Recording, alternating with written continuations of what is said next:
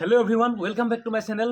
সপোন সপোন সপোন প্ৰত্যেকজনে নিজৰ ঘৰখনৰ প্ৰতি এটা এটা সপোন থাকে, নহয়নে? ঠিক তেনেদৰে মোৰো আমাৰ ঘৰখনৰ প্ৰতি এটা সপোন আছে।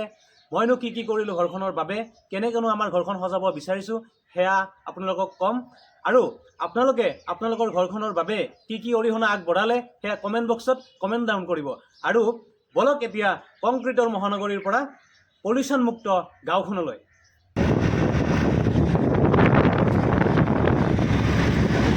হ'ল মালিগাঁও উৰণীয়া ব্ৰিজ আৰু উৰণীয়া সেতুৰ ওপৰলৈ আমিও গৈ আছোঁ।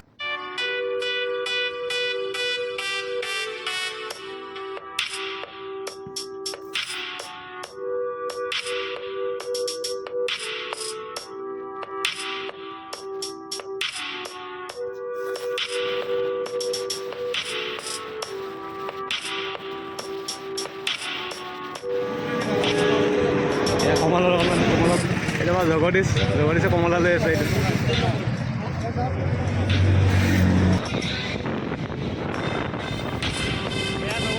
গৈ আছোঁ ঘৰলৈ।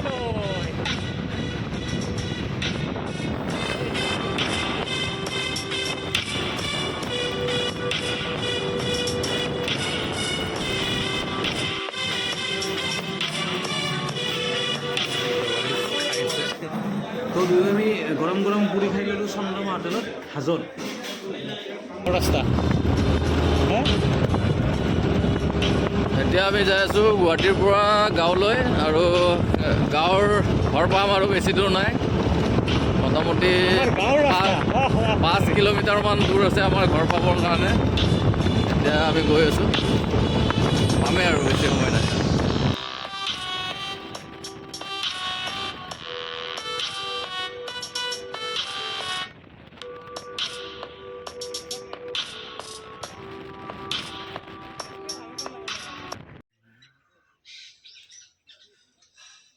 আমাৰ গাঁৱৰ ঘৰখন।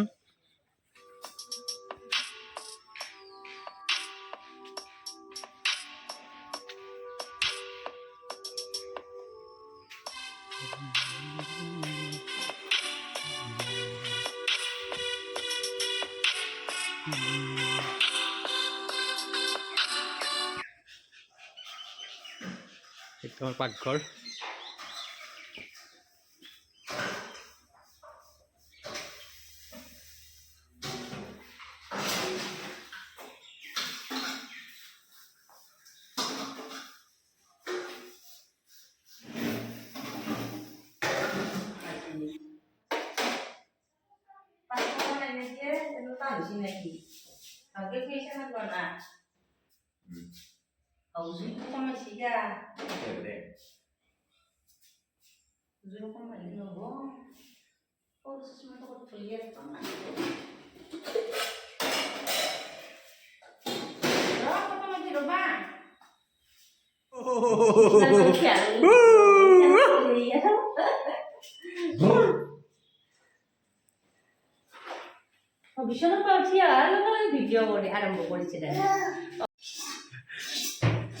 এয়া নতুন পাকঘৰ, আৰু পাকঘৰত এই মায়ে প্ৰথম বনাই আছে। এইটো দিলে আৰু এইটো আমাৰ মাজু মায়ে, এইটো দাদা বহি আছে প্ৰথম পাকঘৰত, চাহ ভাত দুইটা একেলগে খাই আছে। এয়া চাহ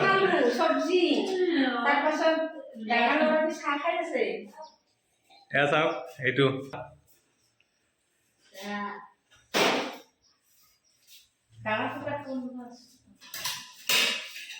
আৰু এইখিনি জেগা খালী ৰাখিছোঁ। ইয়াতে একুৱাগাৰ্ডটো লগাব লাগিব নহয়, হয়নে? পানীৰ তো কেনে লাগিল মায়ে আজি নতুন পাকঘৰটো? কেনেকুৱা লাগিল তোমাৰ? বহুত ভাল লাগিছে না? আজি 50 বছৰৰ পিছত এনেকুৱা এটা পাকঘৰ, হয়নে? 48 বছৰত পাকঘৰ এটা মই আৰু পালো, আৰু খুব ভাল লাগিছে না? কি লাগে? আৰু আমাৰো আধা বয়স গ'ল। মোৰ একো নালাগে, মোৰ ল'ৰা ছোৱালী ভালকে থাকিলে হ'ল।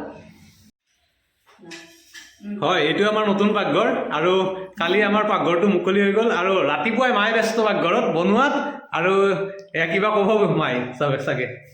আৰু এষাৰ কৈ দিয়া, কেনেকৈ লাগিল? নতুন বছৰত নতুন ঘৰ ল'লো। আমাৰ নতুন পাকঘৰটো মুকলি হৈ গ'ল, নতুন বছৰৰ এটা নতুন পাকঘৰ। কেনেকুৱা লাগিছে আপোনালোকে জনাব।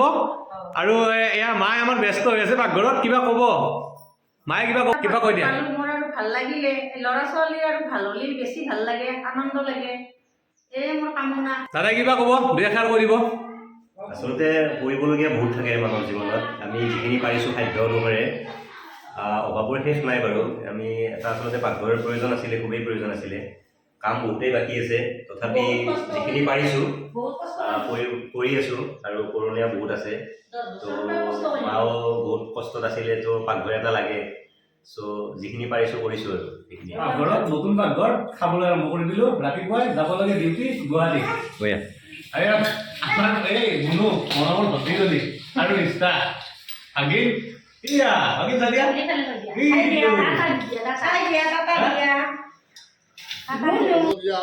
ৰাজা ৰাজাকে ধন তুলি জানো খ্যাত ভেলা নিচাইলা আৰু ৰাজা ৰহাই খ্যাত ৰাজা কোলা কবলে ধন জগত কৰি হাত তোলা কৰিলে ৰাজা হাত তোলা কৰি আর গলে ধরে হয়তো ভালো কহিলা দূরে নাজানিয়া দুঃখ দিল আমি বেয়া ভালে হাতে বলে রাজা তুমি রাজ্যে রয়েছ তোমাকে কি দখল দিব কল্প নহবর আলিঙ্গন আলাদ আলাদ ভিয়ালক্য ভর্তি নিজ লেখে যাত্রা করলে রামা ধাম হতি অনর্থ হতে বলে শুনা হবা হল সর্বজন সেবকৰ সঙ্গে খেলা করে নারায়ণ অন্তর্ধনা হইয়া বলে শুনালক্য ভর্তি সতরত্ন লিয়া দেহে যাহা যজ্ঞ ভর্তি আর মহানন্দে সদাগর নকল চলিলা রামতার সঙ্গে সঙ্গে নিজক লিখে গইলা অবিলম্বে নিজ খেতে পাইলে সদায় করে সেই গেলে দুটো গাই দিলা সমাচার প্রণাম করিয়া দুটো লীলা কহিলা রামতা মহাদিয়ালু সদে খেপি দিলা বহুদিনা পরীক্ষা আঁকিল অন্ত সাধু বহুলতে ভরাভরি সঙ্গে নিজ বন্ধু স্বামী আসি ভগবতী রঙ্গ হইলা মনে ফলপতি প্রসাদক চলিয়া সেই স্থানে তরিতক মনে গইলা অঙ্গের শাসনে স্বামী দেখি বাবা জলে খন্ড নক মনে উপাধ্বনি শুনিল ফলপতি বলে বড় কথা স্বামী আদি হলে প্রাণ নারায় শুভ বিচার কন্যারত দোকান লিখি কাঁদে লীলা বলছি অভিযোগ দিয়া কাঁদে হাতু লক্ষ্য বলছি পাশে হাত দিয়া কাঁদে হাতুর অনন্ত অন্তরিক্ষে সত্যনারায়ণ খুঁজে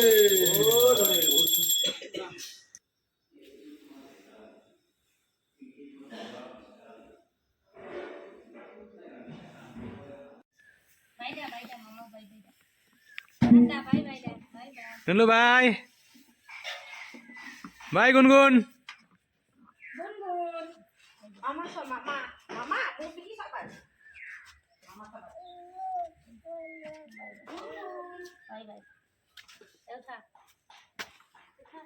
গুনগুন বাই বাই যাও